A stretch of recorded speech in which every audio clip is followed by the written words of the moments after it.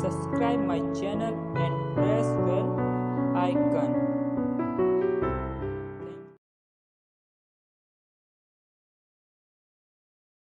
The first chapter of class 8 NCERT science.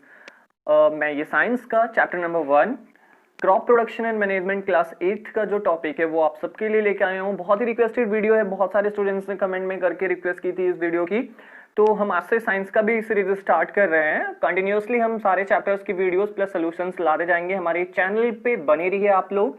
अगर नए visitor हैं तो प्लीज चैनल को सब्सक्राइब कर दीजिए, क्योंकि सब्सक्राइब करेंगे और बेल आइकन को प्रेस करेंगे तभी नोटिफिकेशन अपडेट्स हमारे चैनल का आपको मिल पाएगा टाइम पे। तो इस वीडियो को हमने बहुत ही इंटरेस्टिंग तरीके से बनाया है, फिगर्स की मदद से, वीडियोस की मदद से बनाया है, और होप है कि आपको वीडियो पसंद आएगा। दोस्तों अगर वीडियो पसंद आए तो एक लाइक जरूर कर देना और वीडियो को अंत तक देखो। चैप्टर बड़ा है इसलिए हमने इसको 2 पार्ट में डिवाइड किया है। तो चलिए स्टार्ट करते हैं। Chapter number 1 crop production and management.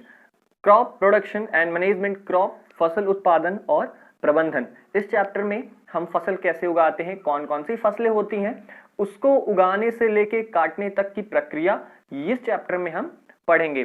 तो ये कुछ यहाँ पे इंट्रोडक्शन है। हाँ दोस्तों, एक बात और आपको बता दूं कि जो इंपॉर्टेंट पॉइंट्स है जो आपको इस चैप्टर में पढ़ने हैं वो हम अंडरलाइन कर देंगे। प्लीज पेन कॉपी लेके बैठिए ताकि आप नोट्स बना सकें और मेरे साथ बनी रहिए। मैं पूरे चैप्टर को आपको कहीं भी एक भी टॉपिक छूटने नहीं दूंगा, ये मेरा प्रॉमिस है आपसे।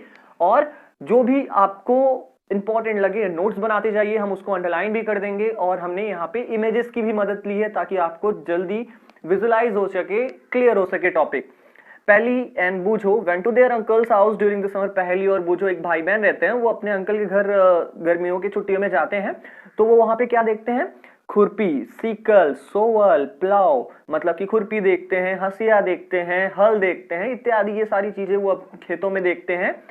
और पहली क्या सोचता है? पहली बोलता है कि मैं इन सब चीजों के बारे में जानता हूँ, इन औजारे के बारे में जानना चाहता हूँ कि ये सब कहाँ प्रयोग होते हैं, कैसे प्रयोग होते हैं। तो हम इस चैप्टर में पहली को बताएंगे कि इन औजारों का कहाँ और कैसे यूज किया जाता है। हमने चैप्टर में पढ़ा है, हमने पहले पढ़ चुका है कि सारे लिविंग ऑर्गेनिजम्स को खाने की जरूरत होती है, फूड को जरूरत होती है जिंदा रहने के लिए। जो प्लांट्स होते हैं वो तो अपना खाना खुद बना लेते हैं। Can you recall how green plants synthesis their own food? हाँ, हमें पता है कि ग्रीन प्लांट्स कैसे फूड बनाते हैं अपना फोटोसिंथेसिस के प्रोसेस से। क्लोरोफिल, उनके अंदर एक पिगमेंट होता है जिससे वो अपना खुद खाना बना सकते हैं। लेकिन जो एनिमल्स होते हैं, इंसान भी, एनिमल्स और इंसान भी, वो अपना खाना कैसे बनाते हैं, वो अपना खाना कहाँ से लाते हैं? लेकिन इससे पहले हमें ये जानना जरूरी है कि हमें खाने की जरूरत पड़ती क्यों है। हम पहले से जानते हैं कि खाना हमें क्या देती है? एनर्जी देती है, जिससे हम क्या करते हैं?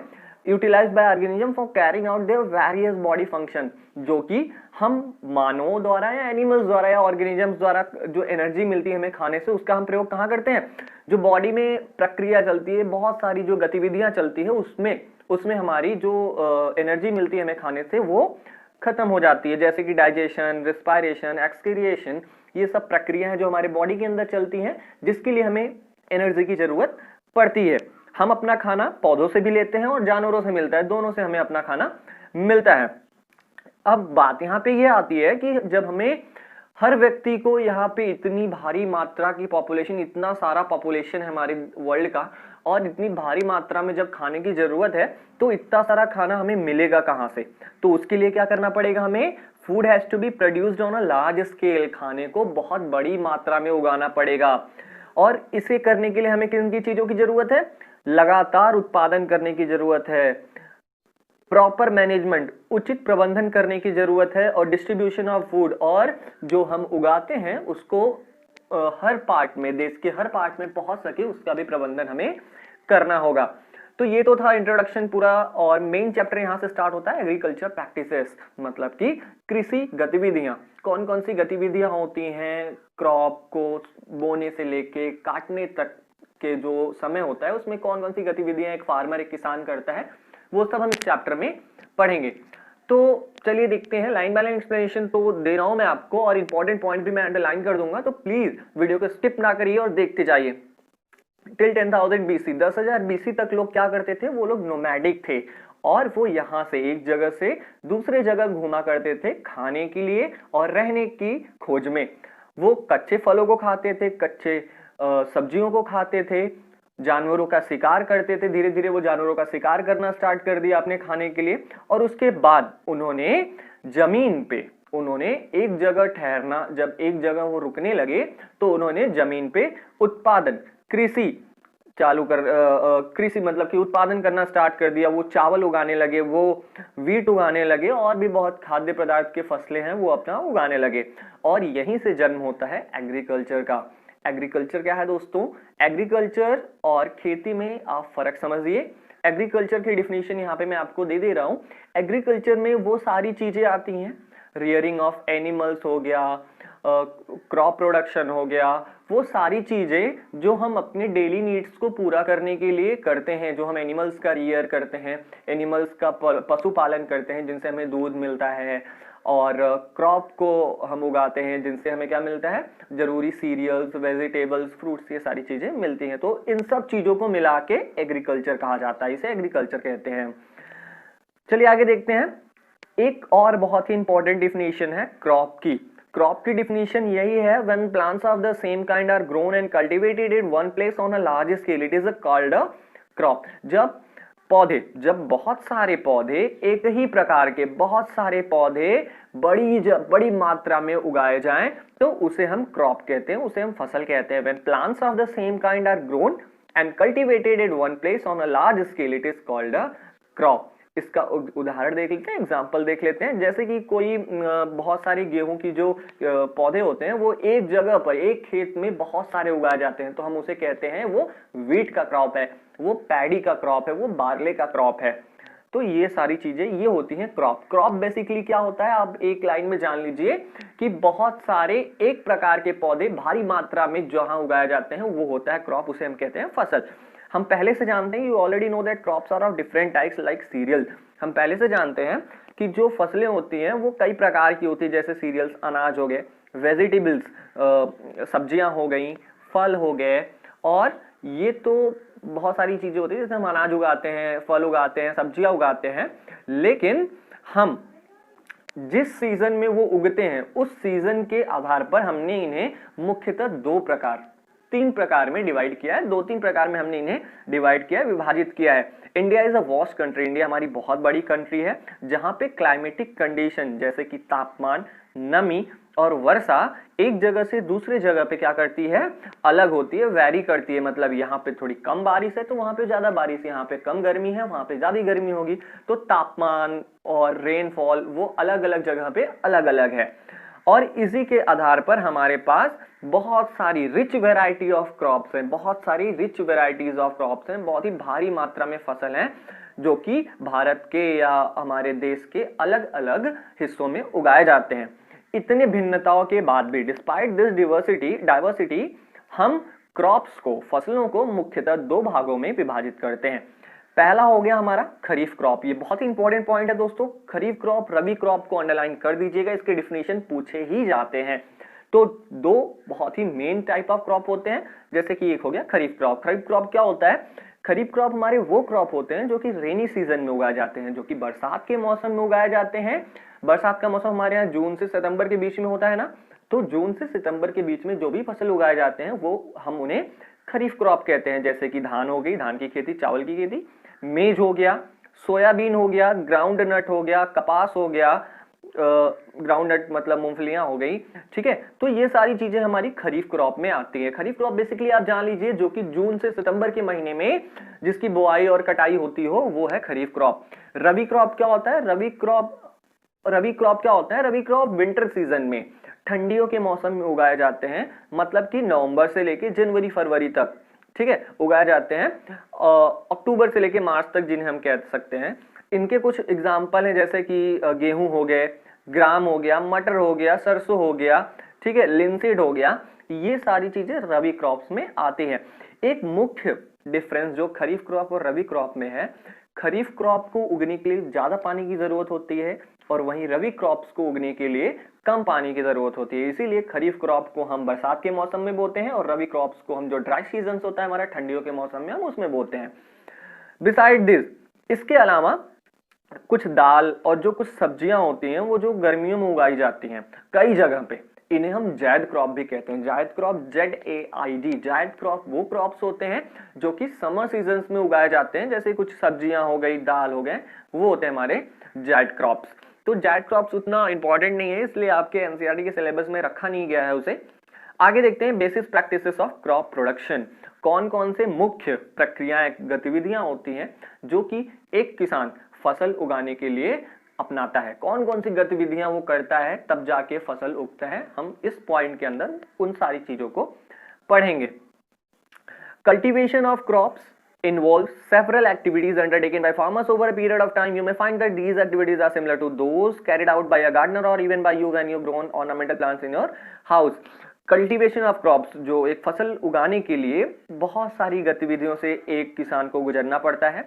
जैसे कि हम अगर देखें तो हम अपने घरों में भी अगर पौधे लगाते हैं, अपने घर पे कुछ सजाने के लिए, अपने घरों को सजाने के लिए जो पौधे हम प्लांट करते हैं, जितना ख्याल, जितना पौधे लगाने के लिए हम गमले में जो मिट्टी डालते हैं उसको हम क्या करते हैं, ढीला करते हैं, उसमें उर्वरक डालते हैं, फिर उसमें पानी डालते हैं, पेड़ लगाते हैं। तो जितनी भी गतिविधियां हम करते हैं, सेम कुछ इसी प्रकार से गतिविधियां एक किसान भी एक फसल उगाने के लिए करता है।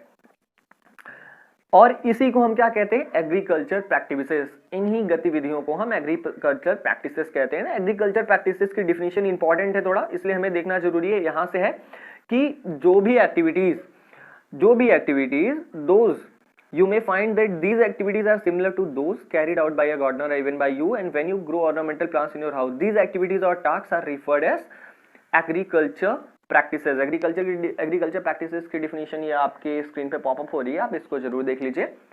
आगे बढ़ते हैं। ये हमने इन्हें 7 प्रक्रिया में विभाजित किया है कि कौन कौन से 7 स्टेप्स होते हैं जो एक फार्मर गुजरता है एक फसल उगाने के लिए।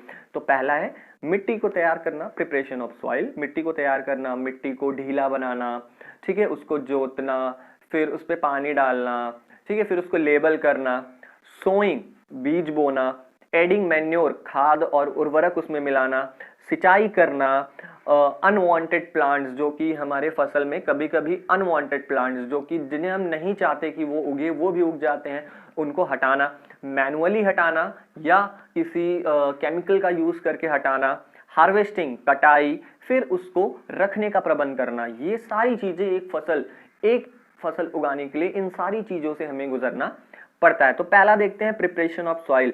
मिट्टी को हम कैसे तैयार करते हैं। The preparation of soil is the first step before growing a crop. मिट्टी को तैयार करना किसी एक फसल को उगाने से पहले बहुत जरूरी है। ये एक ऐसी one of the most important task in agriculture, ये खेती के लिए बहुत ही जरूरी काम है। क्या काम बहुत जरूरी है? To turn the soil and loosen it, मिट्टियों को पलटना और इसे ढीला करना, इसे भुरभुरा बनाना। This allows the roots to penetrate deep into the soil. ये क्या करता है, अगर हम मिट्टियों को, जितना ढीली रहेगी मिट्टी उतना अंदर तक किसी फसल की जो जड़ होती है वो जाएगी। और जो लूज सॉइल, जो ढीली मिट्टी होती है, अलाउज द रूट्स, वो जड़ों को अलाउ करती है, परमिट करती है कि ताकि वो आसानी से ब्रीथ कर सके, सांस ले सके। इवन वो जितने भी अंदर, अगर जो मिट्टी रहेगी हमारी वो भुरभुरी रहेगी, ढीली रहेगी, तो जो फसल की जड़ें वो चाहे जितनी भी अंदर चली जाए, वो अच्छे से हम ऑक्सीजन और कार्बन डाइऑक्साइड का एक्सचेंज कर सकते हैं। वो What does the loosening of soil allow the roots to breathe easily? यहाँ पे एक क्वेश्चन बनता है कि जो ढीली मिट्टी रहती है वो क्यों, वो जड़ों को क्यों परमिट करती है, क्यों अनुमति देती है कि वो आसानी से सांस ले सके, ब्रीथ कर सके। द लूजेंड सॉइल, यहाँ इसका आंसर यहाँ पे मिल जाएगा आपको। The loosened soil helps in the growth of earthworm. जो ढीली मिट्टी होती है वो अर्थवर्म, केचुए और जो छोटे छोटे माइक्रोब्स होते हैं जो कि मिट्टी में ऑलरेडी मौजूद रहते हैं, वो क्या करते हैं, उनको बढ़ावा देता है। जो ढीली मिट्टी रहती है ये इनको क्या करता है, बढ़ावा देता है, ये अधिक मात्रा में और पैदा होने लगते हैं। इन ऑर्गेनिजम्स को, इन छोटे छोटे कीड़े मकोड़ों को किसान का दोस्त कहा गया है। क्यों कहा गया है? क्योंकि ये क्या करते हैं, ये मिट्टियों को उलट पलट देते हैं, उसको क्या करते हैं, भुरभुरा बना देते हैं, इसको ढीला बना देते हैं मिट्टियों को, और उसमें ह्यूमस भी मिला देते हैं। ह्यूमस क्या होता है दोस्तों? ह्यूमस आप कह सकते हो कि जो डेड प्लांट्स और जो डेड ऑर्गेनिजम्स जो उस मिट्टी में मर गए रहते हैं, उनको डिकम्पोज करके वो फिर से उसी मिट्टी में मिलाता है, जिससे मिट्टी को न्यूट्रिएंट्स मिलता है। ठीक है। But why does the soil need to be turn, लेकिन अब यहाँ पे एक क्वेश्चन और बनता है कि मिट्टी को पलटने की और ढीला करने की क्यों जरूरत पड़ती है। तो देखते हैं हम, you have learned in the previous classes that soil contains mineral, हमने अपने पिछली क्लासेस में पढ़ा है कि मिट्टी मिनरल्स, वाटर, एयर और कुछ अन्य लिविंग ऑर्गेनिज्म जीवों को अपने साथ कैरी करता है। मतलब कि मिट्टी में कई प्रकार के मिनरल, पानी, हवा और कुछ अन्य जानवर भी पाए जाते हैं। इसके साथ ही साथ जो मरे हुए पेड़ पौधे रहते हैं, मरे हुए जो पौधे रहते हैं, जो जानवर रहते हैं, वो क्या करते हैं, वो सॉइल ऑर्गेनिज्म, जो अर्थवॉर्म हो गए हमारे और जो माइक्रोब्स हो गए, उनके द्वारा डिकम्पोज कर दिया जाता है। इन दिस वे, इस तरीके से various nutrients held in the dead organisms are released back into the soil. इस तरीके से जो मरे हुए जानवर जिनके अंदर न्यूट्रिएंट्स रहता है वो फिर से वापस हमारी मिट्टी में आ जाता है और ये जो न्यूट्रिएंट्स रहते हैं वो प्लांट्स के द्वारा एब्जॉर्ब कर लिए जाते हैं। Since only a few centimetres of the top layer of soil supports plant growth, turning and loosing of soil brings the nutrient rich soil to the top so that plants can use this nutrients. क्योंकि हमें पता है कि केवल जमीन के सतह से कुछ सेंटीमीटर तक ही जो प्लांट होता है, जो पौधा होता है, वो ग्रोथ, पौधे के ग्रोथ के लिए, पौधे के उत्पादन के लिए बहुत जरूरी होता है। केवल कुछ सेंटीमीटर शुरुआत से, सतह से केवल कुछ सेंटीमीटर तक ही पौधे न्यूट्रिएंट्स, वाटर, मिनरल्स लेते हैं। और इसलिए अगर जो उपजाऊ मिट्टी है वो अगर नीचे से ऊपर आती है तो उसमें ज्यादा न्यूट्रिएंट्स रहेंगे और प्लांट अच्छी तरीके से ग्रो कर पाएगा। दस turning and loosening of soil, और इसीलिए मिट्टियों को पलटना और उसे ढीला करना बहुत ही जरूरी है एक फसल उगाने के लिए। और इसी प्रोसेस को, the process of loosening and turning of the soil, और इसी प्रोसेस को, मिट्टियों को पलटने का और ढीला करने के प्रोसेस को हम टीलिंग या प्लॉइंग कहते हैं, जिसे हम हिंदी में जुताई भी कहते हैं। और ये किसके द्वारा किया जाता है, plug. This is done by using a plough. Plough क्या होता है, हल जिसे हम कहते हैं, वो होता है हमारा plough. Plough are made of wood और आयरन। आप देख सकते हैं कि जो प्लॉ होता है वो किसकी मदद से बना होता है, वो या तो लकड़ी से बना होगा या तो लोहे से बना होगा। और अगर मिट्टी बहुत ज्यादा सूखी है, if the soil is very dry, इसे पानी, मतलब जोतने से पहले हम पानी देते हैं ताकि मिट्टी क्या हो जाए, थोड़ी नम हो जाए, थोड़ी क्या हो जाए, थोड़ी उसको बोलते हैं कि नम हो जाए, जिससे हल आसानी से चल सके। द प्लग्ड फील्ड में है big pieces of soil called cramps. जो जुताई किए हुए खेत होते हैं उसमें आप देखते हैं बड़े बड़े ढेले टाइप के, बड़े बड़े मिट्टियों के, मतलब कि पत्थर टाइप के बन जाते हैं, उन्हें हम क्या कहते हैं, क्रम्स। आप फिगर के थ्रू देख लीजिए, ये होते हैं क्रम्स, जो कि जुताई के बाद जो बड़े बड़े मिट्टी के टुकड़े निकलते हैं वो होते हैं क्रम्स।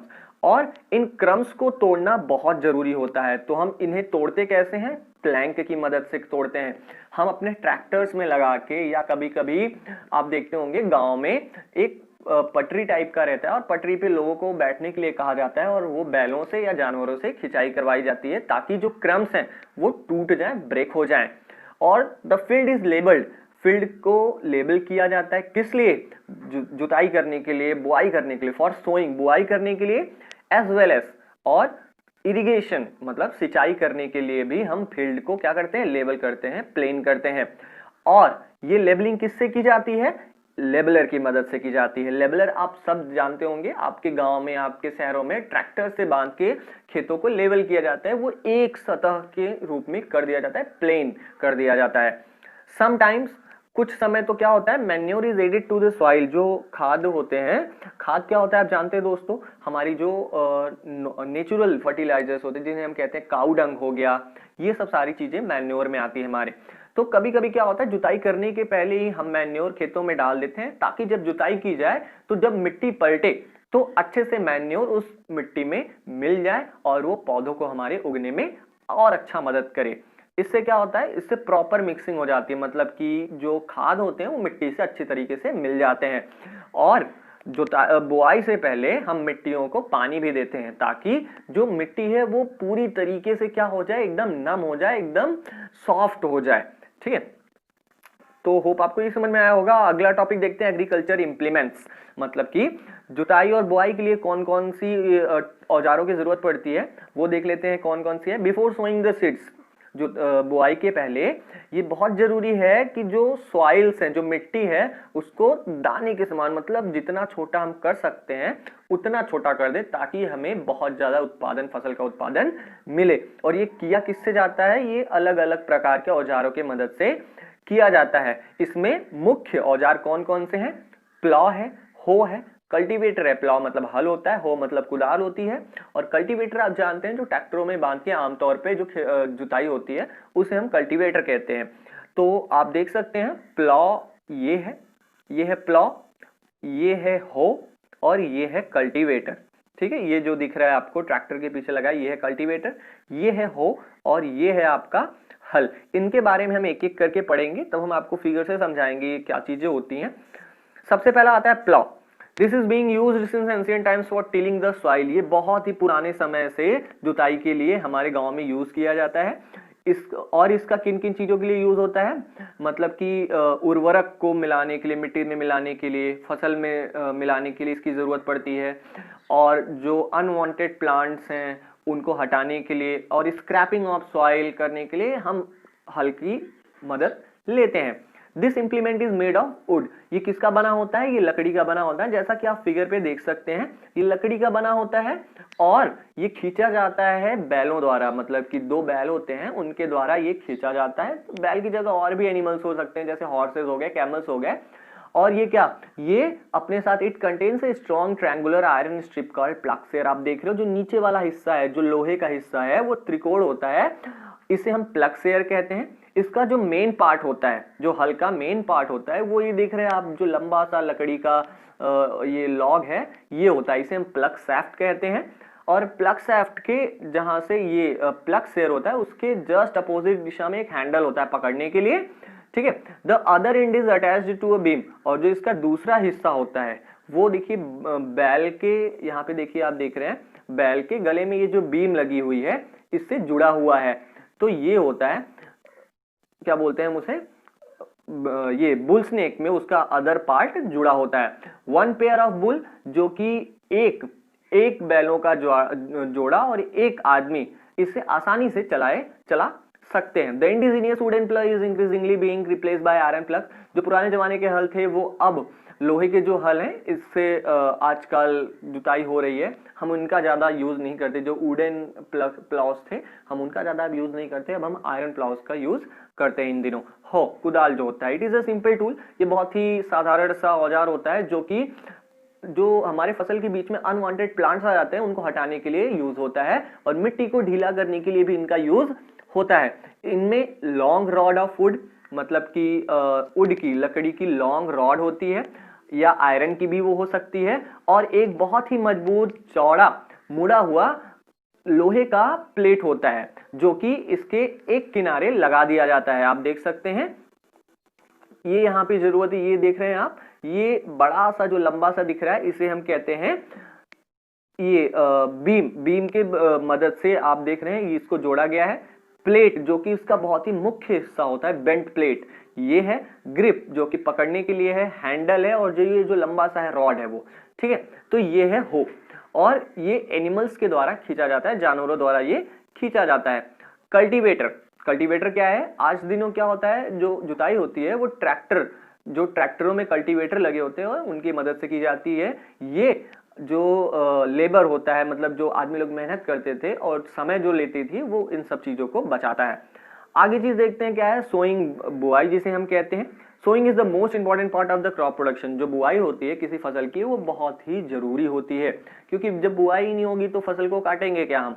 बिफोर सोइंग, बुआई के पहले एक जो किसान होता है वो देखता है, वो अच्छी फसल, अच्छी क्वालिटी की जो बीजें होती हैं उसको सेलेक्ट करता है, उसको चुनता है, क्योंकि जो अच्छी क्वालिटी की जो बीजें होंगी वो साफ होंगी, मतलब कि हेल्दी होंगी, ठीक है, स्वस्थ होंगी, और अच्छे वैरायटी की होंगी।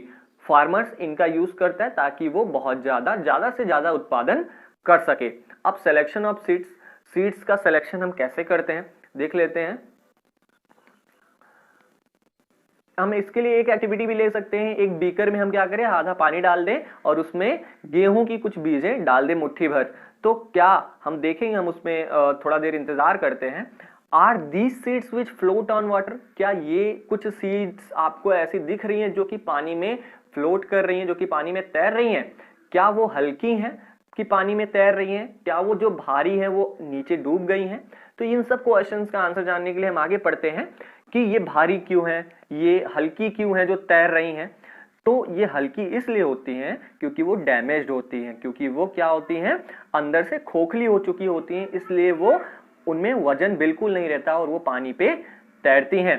This is a good method, ये बहुत ही अच्छा प्रक्रिया है, बहुत ही अच्छा माध्यम है ये पता लगाने के लिए कि कौन सी बीज हेल्दी है, कौन सा बीज बोने लायक है और कौन सा बीज बोने लायक नहीं है। छांटने की ये सबसे अच्छा माध्यम है कि हम अच्छे बीजों को छांट लें और जो हॉलो, जो लाइटर, जो खत्म हो गए, जो अनहेल्दी बीज हैं उनको हम निकाल दें। बिफोर सोइंग, बुआई के पहले ये बहुत ही इंपॉर्टेंट काम है कि हम बुआई में प्रयोग होने वाले सारे टूल्स के बारे में जान ले। तो सबसे पहला होता है कि ट्रेडिशनल टूल। बुआई में सबसे पहले हम क्या यूज करते थे? ट्रेडिशनल, जो पुराने जमाने में लोग यूज करते थे tool for sowing seeds is shaped like a funnel. ये किस प्रकार था? एक फनल के टाइप था। फनल आप जानते हो, कुप्पी, फनल के टाइप का था और इसमें फनल में बीज भर दिए जाते थे, जो कि क्या होते थे, ये आप देख रहे हैं, इनमें बीज भर दिए जाते थे और वो पाइप लगी है, आप देख रहे हैं, इन पाइप की मदद से वो ग्राउंड में, मतलब कि ये जो हल है, ये हल क्या करता था, जमीन को खोदते चलता था और पीछे से ये जो फनल लगाए गए हैं उनकी मदद से जो सीड था वो जमीन तक, एकदम अंदर तक पहुंच जाता था। तो ये तो था हमारा ट्रेडिशनल मेथड जिनमें हम यूज करते थे। अब हम कौन सा मेथड यूज करते हैं? Seed drill. अब हम किसका यूज करते हैं? अब हम सीड ड्रिल का यूज करते हैं। ये देख रहे हैं आप, सीड ड्रिल ये है। सीड ड्रिल क्या होता है? आपने देखा होगा आपके खेतों में, जहां जहां बड़े खेत होते हैं वहां पे क्या होता है, सीड ड्रिल का मदद से हम बीज को बोते हैं। ये किस प्रकार का होता है? This tool shows the seeds uniformly eight proper distances. ये किसी बीज को उचित, मतलब कि एक बराबर स्थान पे बोता है। जैसे 10 सेंटीमीटर पे एक बीज है तो दूसरा भी अगले 10 सेंटीमीटर पे होगा, तीसरा अगले 10 सेंटीमीटर पे होगा। उचित दूरी पे और उचित गहराई में सीड ड्रिल जो मशीन होती है वो बीजों को बोता है। इससे क्या होता है, इससे, और ये मिट्टी भी ऊपर से डाल देता है। बीज बोने के बाद ये ऊपर से मिट्टी भी कवर कर देता है, जिससे कि जो हम बीज बो रहे हैं उसे पक्षियां चुग ना ले, पक्षियां उठा ना ले जाएं। बुआई के लिए जो सीड ड्रिल मशीन का यूज होता है, ये समय बचाता है, मेहनत बचाता है। तो ये सब चीजें हमने अभी देखा है, इस चैप्टर में अब तक पढ़ा है। बाकी पार्ट हम नेक्स्ट वीडियो में लेके आएंगे। हमारे चैनल के साथ बने रहिए, हम वो सब कुछ हर संभव प्रयास करते हैं ताकि आपको एकेडमिक्स में हेल्प मिल सके। तो मिलते हैं अपने अगली वीडियो में दोस्तों, तब तक।